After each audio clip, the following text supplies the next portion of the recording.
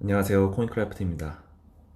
오늘 영상에서는 암호화폐 월렛 시장을 온체인 데이터로 분석을 해서 암호화폐 월렛 시장의 가장 큰 진짜 승자는 누구인지, 그리고 우리가 이 온체인 데이터를 통해서 우리에게 시사하는 것은 무엇인지, 앞으로 우리가 나아가야 할 방향에 대한 것을 함께 살펴보도록 하는 시간을 가져보도록 하겠습니다. 우리는 흔히 블록체인이라는 것을 탈중앙화 혁명이라고 부르지만, 실제 사용자는 어디에서 어떤 방식으로 거래하고 있는지 한번 살펴봐야 하겠죠? 오늘은 두 개의 차트를 가지고 와봤습니다. 첫 번째로 살펴볼 차트는 월렛별로 일일 활성 사용자 수, 즉 크립토 월렛 액티비티 트레이더라고 하는 차트를 가져와 봤습니다. 보시는 것처럼 아주 다양한 지갑의 종류가 나오고 있고, 각 지갑별로 일일 사용자 수가 어느 정도가 되는지 시계열로 데이터를 나타내고 있습니다. 보시는 것처럼 가장 많은 사용자를 보유한 지갑은 보시는 것처럼 바이낸스 월렛으로 하루에 평균 20만 명 이상의 유저가 거래를 하고 있습니다. 그 뒤를 잇는 건 OKX 인터페이스, 그리고 토큰 포켓 등이 있습니다. 모두 우리가 알고 있는 모바일 기반 혹은 CEX, 즉 중앙화 거래소의 연동 지갑이라는 공통점이 있는데요. 반면에 우리가 흔히 알고 있는 웹3 지갑의 대표격으로 알고 있는 이 메타마스크나 팬텀, 그리고 최근에 주목받고 있는 라비 같은 웹3 지갑은 상대적으로 활동량이 낮다고 할 수가 있습니다. 이것은 단순한 설치 수나 지갑 보유가 아니라 실제 거래를 수행한 사용자의 기준이라고 할 수가 있겠죠. 이번에는 두 번째 차트를 보겠습니다. 크립토 월렛 트레이딩 볼륨, 즉 지갑별로 실제 거래량을 측정한 데이터라고 할 수 있는데, 여기서 우리가 얻는 인사이트는 훨씬 더 명확합니다. 실제로 그래프를 봐도 바이낸스의 월렛이 전체 거래량의 절대 다수를 차지하고 있죠. 특히 6월 9일에는 하루 거래량이 약 100억 달러에 근접을 했습니다. 즉 바이낸스는 단순히 사용자 수만 많은 것이 아니라 거래 규모 측면에서도 완전하게 압도적인 우위를 점하고 있다는 뜻이죠. 이러한 현상은 단순히 개미들의 거래만으로는 설명이 되지 않고, 실제 기관 투자자나 고래, 그리고 자동화된 대량 트레이딩까지 모두 바이낸스 월렛에 집중이 되어 있다라는 신호가 될 수 있습니다. 이제 두 차트를 종합해서 구조적으로 해석을 한번 해보겠습니다. 바이낸스 월렛은 이 사용자 수와 이 거래량 면에서 모두 1위를 차지하고 있고, 이것은 사용자 기반이 크고 자금도 크며 시장의 중심에 있다라는 것을 의미하고요. 실제 6월 9일에 1일의 거래량이 약 100억 달러에 근접을 했다라는 것은 개미뿐만 아니라 기관, 고래 중심의 거래도 대부분의 바이낸스에서 거래를 하고 있다라는 신호라고 볼 수가 있습니다. OKX 인터페이스나 IM 토큰과 같은 거래 지갑은 실제 사용자 수는 어느 정도 있지만 거래량은 모두 낮기 때문에 리테일, 즉 개미 위주의 소액 거래자들이 주로 사용하는 지갑일 가능성이 높다라는 것이 저의 추정이라고 할 수가 있습니다. 그리고 메타마스크, 라비, 그리고 팬텀과 같은 이런 웹3 지갑은 사용자 수도 적고 거래량도 모두 낮죠. 아직까지 이것을 봤을 때는 웹3 지갑이 이 디파이나 NFT, 테스트넷에 대한 참여 등 제한적인 용도에만 사용을 하고 있음을 보여주고 있는 거죠. 아직 대부분의 거래는 이 중앙화 거래소 기반에서 발생을 하고 있다는 명확한 증거라고 할 수가 있습니다.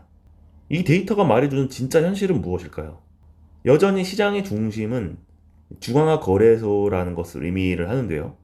사용자 수나 거래량 모두 바이낸스나 OKX와 같은 중앙화 거래소 지갑이 압도를 하고 있고, 여전히 블록체인이 탈중앙화된 가치를 내세우고 있지만 아직 탈중앙화된 지갑은 대중화되질 않았고, 대다수는 아직 매매 중심으로 시장에 참여 중이라는 의미라고 볼 수가 있습니다. 좀 약간 씁쓸한 의미라고 할 수 있는데, 웹3는 아직 도래하지 않았다고 볼 수가 있고요. 아직 현실이 아니라고 볼 수가 있겠죠. 메타마스크가 상징하는 이런 탈중앙화 지갑의 사용률은 여전히 활성 사용자 수나 거래량에 비해서 모두 낮다고 할 수가 있습니다. 여전히 투자자들은 암호화폐를 실사용으로 한다는 것보다는 여전히 시세 차익에 집중하고 있다라는 쓸쓸한 점이 그대로 드러난다고 볼 수가 있겠죠. 그리고 거래량의 극단적인 집중은 또 하나의 사실을 보여주고 있는데요.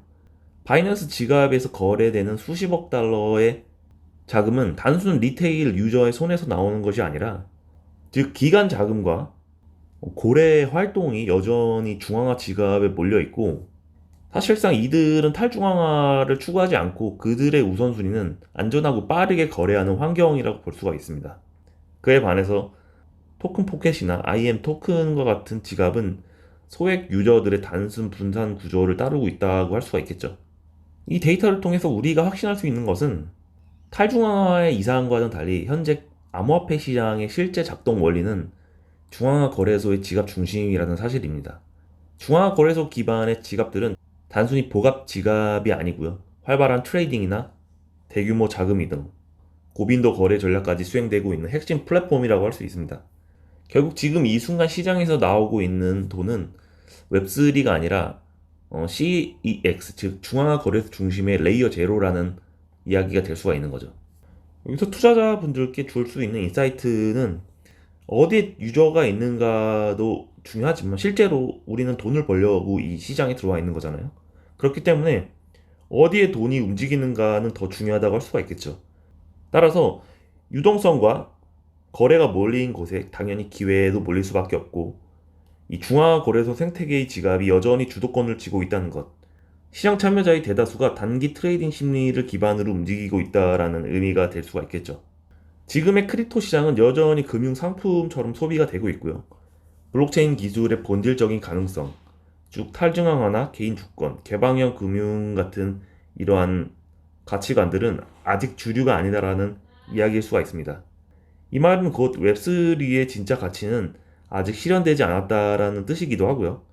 어떤 의미에서 봤을 때 이 저평가된 미래가 남아있다라는 말이기도 합니다. 그렇다면 변화는 언제 올까요? 그것은 두 가지 조건이 충족될 때라고 이야기 드릴 수가 있겠습니다.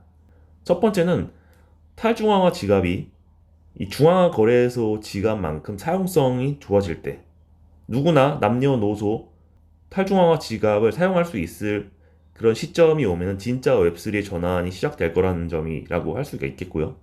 그리고 단순 시세 차익보다 더 매력적인 웹3 인센티브가 제공이 될 때, 예를 들면 게임파이나 제로 널리지 신원 인증, 그리고 소셜 파이 등 행동 기반의 보상 구조가 열쇠라고 할 수가 있겠죠. 그때 사람들은 보관이 아니라 실제 사용을 위해서 크립토 월렛을 켤 것이라는 이야기죠. 그 시점이 온다면 사람들은 지갑을 코인을 보관하기 위해서가 아니라 무언가를 하기 위해 열게 될 것이라는 것입니다. 여러분, 지갑을 보면은 사람을 알 수가 있죠. 실제로 그 사람이 어디에서 거래를 하는지, 얼마나 자주 움직이는지, 어떤 규모로 활동을 하는지를 엿볼 수가 있습니다. 따라서 이 온체인 데이터는 단순한 숫자가 아니고요.